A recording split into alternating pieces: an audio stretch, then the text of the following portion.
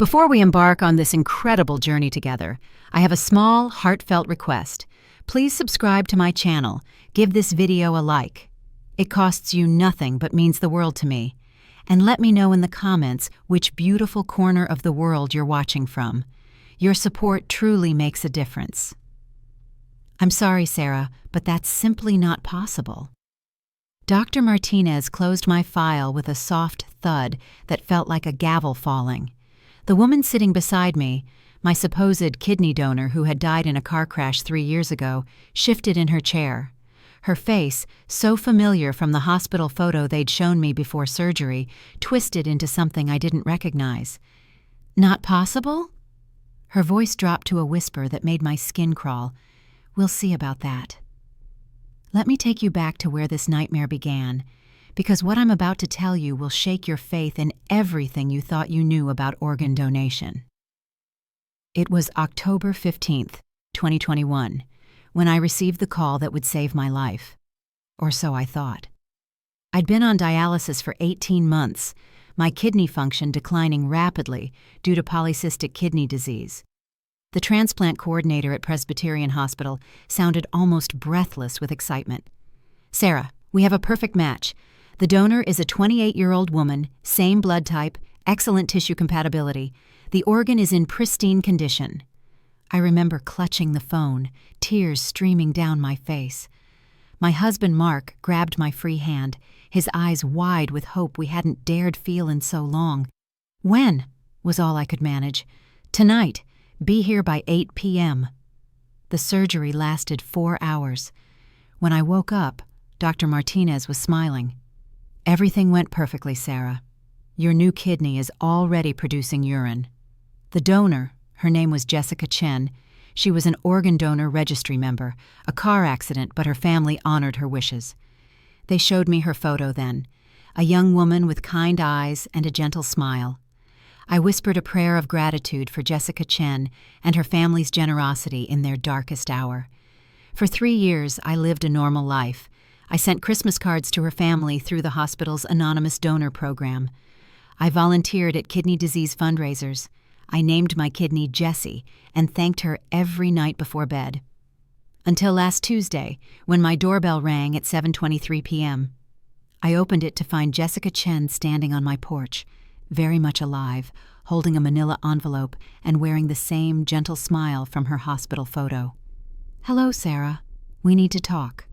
What do you do when a dead person shows up at your door asking for their organ back?"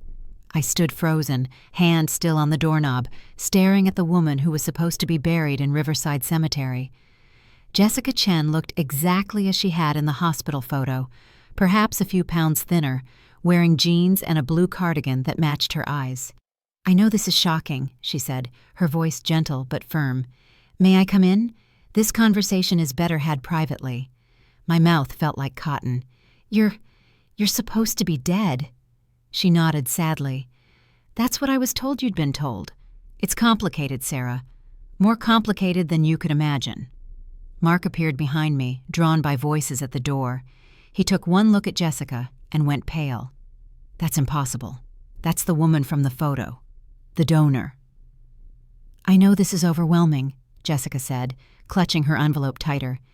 "But I need to explain what really happened 3 years ago and why I need my kidney back." I felt my knees buckle. Mark caught my arm, steadying me. "Sarah, maybe you should sit down." But I couldn't move. "How are you alive? The transplant coordinator said car accident.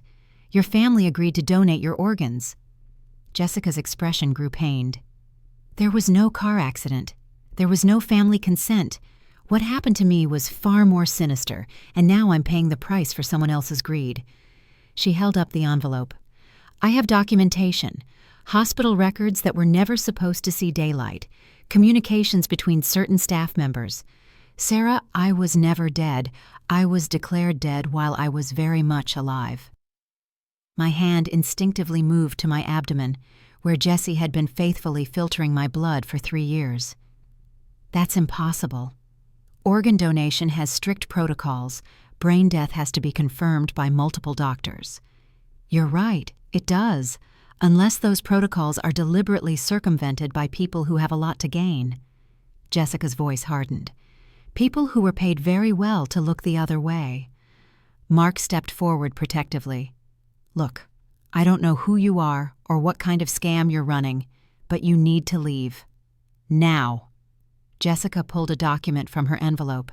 Even from where I stood, I could see the Presbyterian Hospital letterhead. This is my original intake form from October 13, 2021. I was brought in for emergency surgery after a construction accident.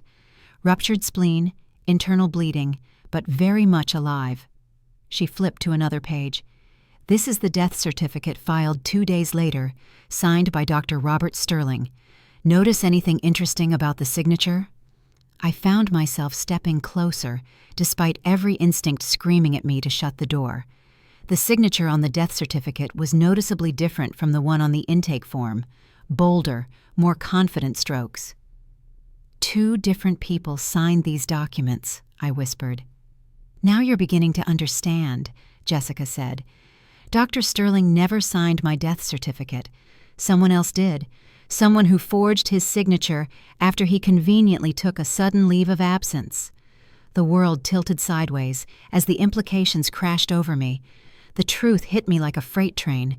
I was living with a stolen organ. Jessica accepted my shaky invitation to come inside, and the 3 of us sat in my living room like we were discussing the weather instead of medical fraud and organ theft. She spread documents across my coffee table with the precision of a lawyer presenting evidence. This is Dr. Sterling's real signature, she said, pointing to various forms dated before October 2021. And this is the forged one on my death certificate. I had a handwriting expert examine them last month. Mark leaned forward, studying the papers. How did you get all this? I have a friend who works in medical records. She's been helping me piece this together since I woke up missing a kidney and with no memory of consenting to donation. Jessica pulled out a photo. This is my surgical scar, Sarah. Does it match yours? I lifted my shirt slightly, revealing the neat curved scar on my lower right side. The photo showed an identical mark in the exact same location. Someone harvested my kidney while I was unconscious and vulnerable, Jessica continued. They kept me sedated for days, told me later that I'd had complications from my spleen surgery. By the time I was fully conscious, my kidney was already in you. But the organ procurement organization, I started, paid handsomely to process fraudulent paperwork. Follow the money, Sarah. A healthy kidney from a young donor is worth between $200,000 and $400,000 on the black market. My medical records show I was the perfect specimen. No drug use, no alcohol abuse, excellent health. Jessica pulled out a bank statement. Dr. Martinez received a $50,000 consulting fee 3 days after your surgery. The transplant coordinator got $25,000 for administrative services. There are paper trails leading to at least 6 people who profited from my kidney. I felt sick. Dr. Martinez has been my doctor for 5 years. He saved my life. He prolonged your life using stolen goods, Jessica said firmly, but not unkindly.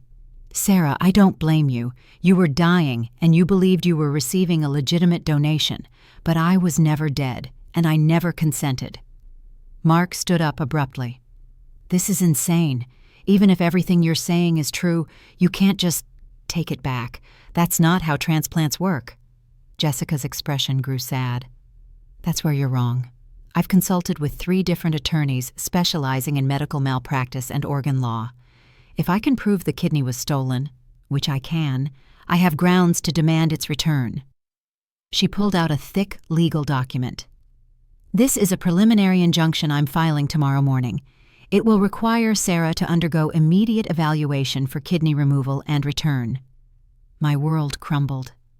You're going to kill me. Without this kidney, I'll die. No, Jessica said quietly. Without this kidney, you'll go back on dialysis until you can receive a legitimate transplant. But Sarah, without my kidney, I'm already dying. The medical records Jessica showed me next made my blood run cold. This is my current kidney function test, she said, sliding a lab report across the table. 28% functionality. My remaining kidney is failing because it's overworked, trying to do the job of 2 organs. The numbers on the page blurred as tears filled my eyes. Jessica, I had no idea. I would never have. If I had known. I know you wouldn't have, she said softly. That's why I'm not angry with you, Sarah. But I am angry with the people who did this to both of us, and I'm running out of time. Mark picked up the lab report, his face pale. How long do you have? My nephrologist says 6 months, maybe less, before I need dialysis. But here's the problem. I can't get on the transplant list while my stolen kidney is functioning perfectly in someone else's body. The system shows I'm a living donor who gave consent. I'm medically ineligible for transplant. The cruel irony hit me like a sledgehammer. They've trapped you in a system that prevents you from getting the help you need. Exactly. The only way for me to survive is to reclaim my kidney and expose the fraud. Then I can get proper medical care and be placed on the legitimate transplant list. Jessica pulled out another document. I've already contacted the State Medical Board, the FBI's Healthcare Fraud Division, and an investigative journalist at Channel 7 News. This story is going to break whether you cooperate or not. My hands shook as I reached for my phone. I need to call Dr. Martinez. I wouldn't recommend that, Jessica said quickly. He's likely to cover his tracks if he knows I'm talking to you. The FBI wants to catch him with evidence intact. Mark sat down heavily beside me. Sarah, what are we going to do? I looked at Jessica, this woman whose stolen organ had given me 3 years of normal life, who was now dying because of a crime I'd unknowingly benefited from. What do you need from me? I need you to undergo testing to confirm tissue compatibility and organ viability. If my kidney is still healthy in your body, I need you to consent to its return. And if I refuse? Jessica's expression didn't change, but something steel-like entered her voice. Then I'll get a court order. Sarah, I don't want to force this through litigation. It'll be traumatic for both of us, expensive and time-consuming. Time I don't have. She leaned forward. But understand this clearly. I'm not going to die quietly to protect the people who stole from me. I will get my kidney back, with or without your cooperation. The room fell silent, except for the ticking of our grandmother clock in the corner. Finally, I found my voice. If I agree to testing, and if your kidney is viable, what happens to me? You'll be placed at the top of the transplant list as a victim of medical fraud. The hospital will cover all costs of your care, including dialysis. And when this story breaks, you'll likely receive priority placement due to the publicity. Jessica pulled out one final document. This is a statement from 3 different transplant centers confirming they would fast-track your case due to the extraordinary circumstances. I stared at the papers spread across my coffee table, each one a piece of evidence that my second chance at life had come at someone else's expense. How long do I have to decide? My attorney is filing the injunction tomorrow at 9 a.m. I'd prefer to have your consent by then. The weight of 3 years of gratitude suddenly felt like a crushing burden. That night, I couldn't sleep, knowing I was living with stolen hope. Mark and I sat up until 3 a.m., going over every document Jessica had shown us. The evidence was overwhelming. Hospital records, financial transactions, forged signatures, altered timelines. It painted a picture of systematic fraud that went deep into Presbyterian Hospital's transplant program. We have to do the right thing, I finally whispered, watching the sunrise through our bedroom window. Mark took my hand. The right thing might kill you. The wrong thing is definitely killing her. At 7 a.m., I called Jessica's number. She answered on the first ring, as if she'd been waiting. I'll do the testing, I said without preamble, but I want to be present when this story breaks. I want to face Dr. Martinez myself. Sarah, that could be dangerous. These people committed serious crimes to cover this up. There's no telling how they'll react when exposed. It's my body, my kidney, my choice. I need to look him in the eye and ask him how he could do this to both of us. There was a long pause. Okay, but we do this with FBI protection. Special Agent Rebecca Torres is leading the investigation. She'll want to interview you anyway. We met at a neutral location, a small cafe called Miller's Corner, 3 blocks from the hospital. Agent Torres was a compact woman in her 40s with sharp eyes and graying hair pulled back in a tight bun. She carried a thick file folder and a digital recorder. "Mrs. Williams, I want to start by saying that you're not in any legal trouble. You're a victim in this case, not a perpetrator." I felt some tension leave my shoulders. "Jessica showed me documents last night. Is it really as bad as it looks?" "Worse. This isn't an isolated incident. We've identified at least 12 suspicious organ procurements at Presbyterian over the past 4 years. Your case is just the most clear-cut because Jessica survived and can testify."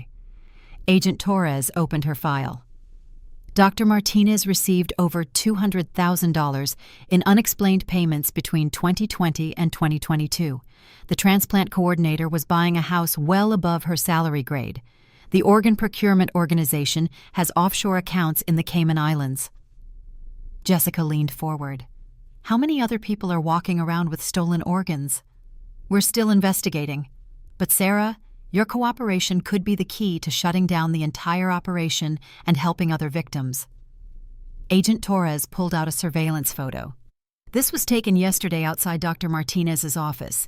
He's meeting with someone we've been tracking for months, a man who brokers black market organs internationally." The photo showed Dr. Martinez shaking hands with a well-dressed man in an expensive suit. Even in the grainy surveillance image, I could see the tension in Dr. Martinez's posture. They know something's wrong, I realized. They're scared. Which is why we need to move fast. Sarah, if you're willing to wear a wire and confront Dr. Martinez, we might be able to get a confession that breaks this case wide open. I thought about 3 years of gratitude, 3 years of thanking a woman who was supposed to be dead, 3 years of living a lie built on someone else's suffering. I'll do it. Walking into Dr. Martinez's office, wearing a wire, felt like entering a lion's den with my heart exposed. Agent Torres had fitted me with a tiny recording device that morning, hidden beneath my sweater. The plan was simple: ask direct questions about my donor and see how Dr. Martinez reacted. Jessica and the FBI team were monitoring from a van in the hospital parking lot. The waiting room looked the same as always: soft beige walls, medical journals, a fish tank in the corner. But everything felt different now. Every smile from the receptionist, every gentle inquiry about my health seemed like part of an elaborate deception. "Sarah, how wonderful to see you." Dr. Martinez emerged from his office with the same warm smile that had reassured me through 3 years of follow-up appointments. "How are you feeling? Your lab numbers have been fantastic." "That's actually what I wanted to discuss," I said, following him into his office. My heart was pounding so hard I was sure he could hear it. He settled behind his desk, pulling up my file on his computer. "What's on your mind? Any concerns about rejection? Infection?" "I want to know more about my donor." Something flickered across his face, so briefly I almost missed it. "Your donor? Sarah, you know we don't typically discuss—" "Jessica Chen. That was her name, right?" Dr. Martinez went very still. His fingers, which had been casually scrolling through my file, stopped moving. "Where did you hear that name?" "From Jessica herself. She came to see me." The color drained from his face. For several seconds, he said nothing, just stared at me with an expression I'd never seen before. Fear mixed with calculation. "Sarah, I think there's been some kind of misunderstanding. Your donor died in a car accident. I have the death certificate right here in your file." He pulled out the document Jessica had shown me, the one with the forged signature. His hand was shaking slightly as he held it out. "Dr. Sterling's signature looks different on this death certificate than on other documents I've seen." Dr. Martinez set the paper down carefully, his medical training clearly warring with his panic. When he looked up, the warm, caring doctor I'd known for 5 years was gone. "Sarah, you're clearly confused. Perhaps we should schedule you for some neurological testing. Sometimes kidney patients experience cognitive issues." "I'm not confused. Jessica Chen is alive. She has medical records proving she never died. She has bank statements showing payments to you and others involved in stealing her kidney." Dr. Martinez stood up abruptly, walking to his window that overlooked the parking lot. "You don't understand the complexity of organ procurement.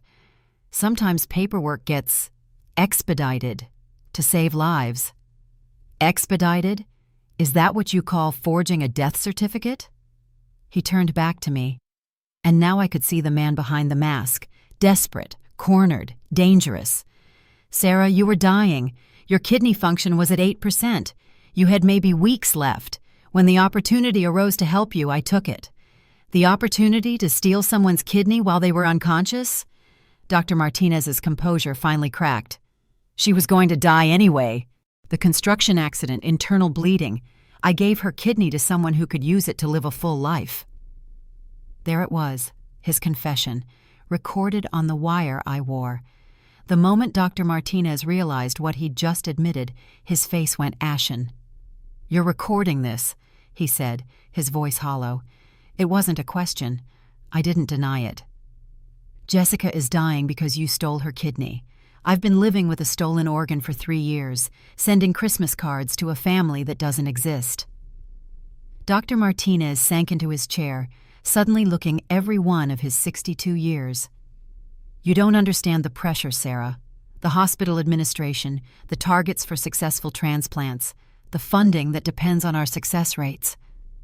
So you decided to play God with people's lives?" "I saved your life." His voice rose, then dropped to a whisper when he remembered where we were. "You were going to die. I made a clinical decision to allocate a resource where it would do the most good. Without the donor's consent, without proper protocols, while she was unconscious and vulnerable." He stared at his hands. "Jessica was in a coma. The construction accident. There was massive head trauma. I genuinely believed she might not wake up. But she did wake up. Yes, and by then," he trailed off, "by then, you'd already transplanted her kidney into me and filed fraudulent paperwork, so you kept quiet and hoped she'd never figure it out." Dr. Martinez looked up at me with something that might have been remorse. "I've replayed that decision 1,000 times, but Sarah, if I could go back, knowing what I know now about your recovery, your quality of life, the family you've been able to enjoy with Mark, you'd do it again." "I don't know. Maybe. Probably." He pulled off his glasses and rubbed his face. "One life versus another. How do you make that choice?" "You don't," I said firmly. "That's not your choice to make. You're a doctor, not a judge deciding who lives and who dies." There was a long silence. Through his office window, I could see the parking lot where Jessica and Agent Torres were waiting. Normal people going about their normal days, unaware that inside this office, a conspiracy that had destroyed multiple lives was finally unraveling. "What happens now?" Dr. Martinez asked quietly. "Now you face the consequences of your choices. The FBI is investigating. Other patients, other donors. How many people are walking around with stolen organs, Dr. Martinez? How many Jessica Chens are out there dying while their organs keep other people alive?" He didn't answer, but I could see in his eyes that Jessica and I weren't the only victims. "I need to know something," I said. "Was any of it real? The care you showed me, the concern about my recovery, the follow-up appointments, was any of it genuine?" Count check. 3,048 words so far. Dr. Martinez looked at me with eyes full of pain. "All of it. Sarah, everything I did for you medically, every bit of care and concern, that was real. I may have obtained your kidney through criminal means, but my commitment to your health and well-being has never wavered." It was the most heartbreaking answer he could have given me, because it meant he truly believed his crime had been justified. The hardest part was facing the other patients in Dr. Martinez's practice who might be living with stolen organs. Agent Torres arrested Dr. Martinez that afternoon. As they led him away in handcuffs, he caught my eye through the FBI van's window. There was no anger in his expression, only a profound sadness that somehow made everything worse. Jessica and I watched from the parking lot as news vans began arriving. Channel 7 had broken the story, and within hours, Presbyterian Hospital was swarming with reporters. "How do you feel?" Jessica asked me as we sat in her rental car, watching the chaos unfold. Angry, grateful, terrified, guilty. I turned to look at her. How do you feel? Vindicated, but also scared. What if my kidney doesn't function properly when it's returned? What if your body has adapted it in ways that make transplantation back to me impossible? I hadn't considered that possibility. Dr. Torres mentioned other victims. What about them? Jessica pulled out her phone, showing me a news article that had just been posted. 12 cases under investigation, but mine is the only one where the original donor survived. The weight of that hit me. 11 other people might be living with kidneys, hearts, livers, or other organs stolen from people who had actually died, but died because their organs were taken without consent, not because they were legitimate donors. Jessica, I need to ask you something, and I need you to be completely honest. She nodded. If the medical testing shows that returning your kidney to you would kill me, would you still demand it back? She was quiet for a long time, staring at the hospital where both our lives had been irrevocably changed. I don't know, she finally whispered.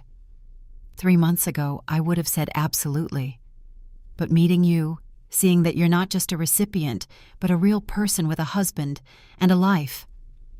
But you're a real person too, and you were first. Sarah, can I tell you something? The reason I waited 3 years to come forward wasn't because I didn't know what had happened. I figured it out within 6 months. I stared at her. Then why didn't you? Because I researched you. I found your social media, your husband's business, your volunteer work with kidney disease fundraisers. I saw how you were using your second chance at life. Part of me thought, maybe the universe got it right somehow. Tears began rolling down my cheeks. What changed? My kidney function started declining rapidly, and I realized that letting a crime go unpunished wasn't protecting you. It was enabling the people who did this to hurt other patients. A reporter knocked on Jessica's car window, interrupting our conversation. She rolled it down slightly. Are you Jessica Chen? Channel 7 News. Can we get a statement? Jessica looked at me, then back at the reporter. We'll hold a joint press conference tomorrow morning. Both the donor and the recipient deserve to have their voices heard. As we drove away from the hospital, I realized that facing the public would be almost as difficult as facing Dr. Martinez had been. The press conference was a media circus that exposed every raw emotion Jessica and I had been carrying.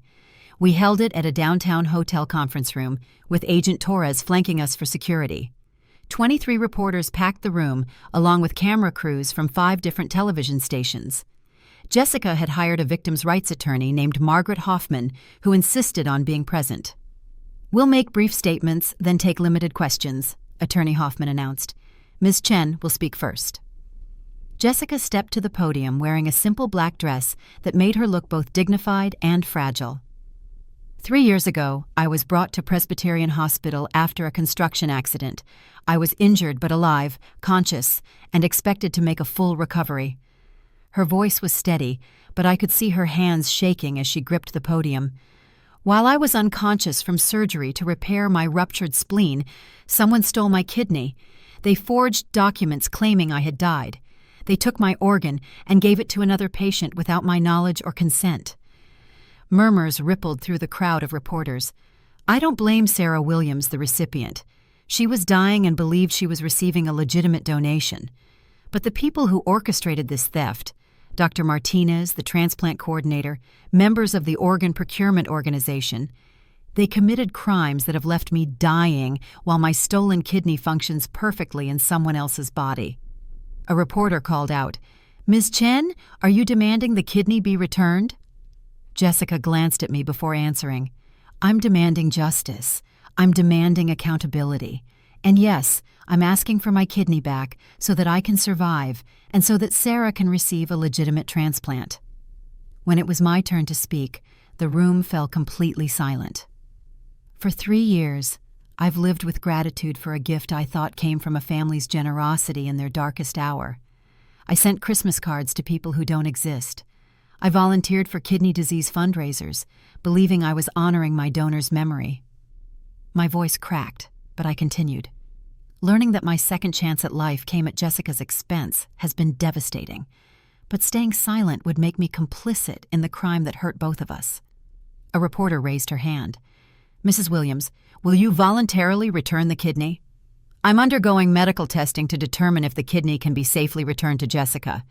If it can be done without killing either of us, yes, I will return what was never mine to begin with." Another reporter. "What if the testing shows the procedure would be too risky?" I looked directly into the camera. "Then Jessica and I will fight together for her right to receive a legitimate transplant, and will work to ensure no other patients become victims of organ theft." The questions continued for another 20 minutes, but the one that haunted me came from a young reporter in the back. "Mrs. Williams, do you regret receiving the kidney?" The answer that came from my heart surprised even me. "I regret the circumstances, but I can't regret being alive to fight for what's right." The medical testing that would determine both our fates took place over 3 grueling days. Dr. Elena Rodriguez, the chief transplant surgeon at City General Hospital, had agreed to evaluate whether Jessica's kidney could be safely returned. She was brought in as a neutral party, with no connection to Presbyterian Hospital or any of the people involved in the fraud. "This is unprecedented," Dr. Rodriguez told us during our first consultation. "I've never seen a case where we needed to reverse a transplant to return an organ to its original owner." Jessica and I sat in her office like 2 patients awaiting a shared diagnosis. In a way, we were. "What are the risks?" I asked. For Sarah, returning to dialysis carries the usual complications: infection, cardiovascular stress, decreased quality of life. But she's young and otherwise healthy. She can survive on dialysis while waiting for a legitimate transplant. And for Jessica? Dr. Rodriguez consulted her notes. "The kidney has been functioning in Sarah's body for 3 years. It's adapted to her system, her medication regimen, her body chemistry. Transplanting it back to Jessica carries all the normal risks of organ transplantation: rejection, infection, surgical complications." "But it's my kidney," Jessica said quietly. "Doesn't that improve the odds?" "Theoretically, yes. Your body shouldn't reject its own organ, but 3 years is a long time. The kidney has essentially become part of Sarah's system." Over the next 2 days, we underwent extensive testing: blood work, tissue compatibility studies, cardiac evaluations, psychological assessments. We were poked, prodded, scanned, and questioned by a team of specialists. On the 3rd day, Dr. Rodriguez called us back for the results. "The good news is that both of you are healthy enough for surgery. Jessica, your remaining kidney is functioning at 26%, but it's stable for now. Sarah, your body has maintained the transplanted kidney in excellent condition." My heart rate quickened. And the bad news? The procedure would be complex. We'd need to remove the kidney from Sarah and transplant it back to Jessica in a matter of hours. Any delay increases the risk of organ damage. There's about a 15% chance of serious complications for each of you. Jessica and I looked at each other. A 30% chance that one or both of us could die or suffer permanent complications. "What are our alternatives?" Jessica asked. Jessica goes on dialysis and waits for a legitimate transplant, which could take years given her blood type. Sarah returns to dialysis and is fast-tracked for a new transplant due to the extraordinary circumstances. "How long would I wait for a legitimate kidney?" Jessica asked. "Average wait time for your blood type and age is 3 to 5 years. I watched Jessica's face fall. At her current kidney function, she might not survive that long. "When do you need our decision?" I asked. Dr. Rodriguez looked at both of us gravely. "The sooner we act, the better the chances of success for both of you." We scheduled the surgery for the following Thursday, knowing that we were about to embark on a medical procedure that would forever change how organ transplantation is regulated and monitored. The night before surgery, Jessica and I had dinner together at a quiet restaurant near City General Hospital.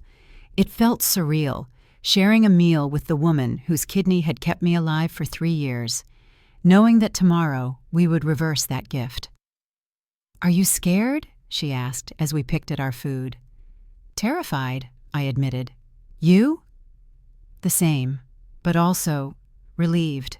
For 3 years I felt like a ghost, legally dead, medically invisible, unable to get proper health care because the system showed I'd already donated my organs. I reached across the table and took her hand. "Jessica, I need you to know something. If this surgery goes wrong, if something happens to either of us, I want the world to know that you're the bravest person I've ever met." She squeezed my fingers.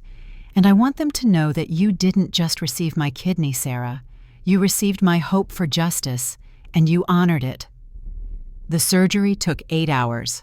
Dr. Rodriguez and her team worked with the precision of artists, carefully removing the kidney from my body and immediately transplanting it back to Jessica. Mark waited in one surgical waiting room, while Jessica's sister Claire, who had flown in from Seattle, waited in another.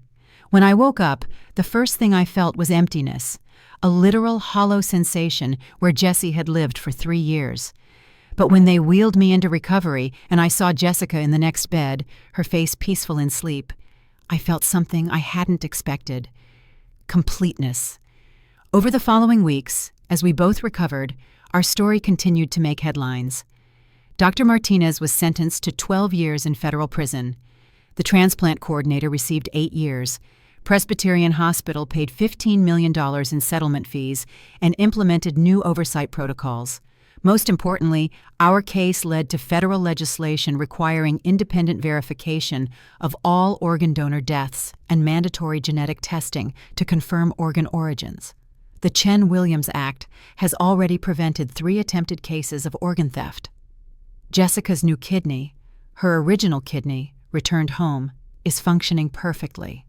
She's off dialysis and has her life back. I've been on the transplant list for 4 months now, and my doctors are optimistic about finding a legitimate match soon. We see each other regularly now, not as donor and recipient, but as friends who survived something impossible together. Sometimes people ask if I regret giving up my kidney, and I always tell them the same thing: it was never mine to keep. Final words. Sometimes doing the right thing means giving up something precious to restore something that was stolen. True healing doesn't come from holding on to what we've received unfairly, but from having the courage to make things right, even when it costs us everything. The greatest gift isn't receiving someone's organ, it's having the strength to return it when you discover it was never meant to be yours. Thank you for joining me on this incredible journey.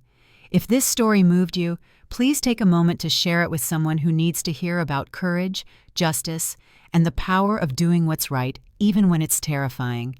Your support means everything, and I'll see you in the next story. Sarah Williams.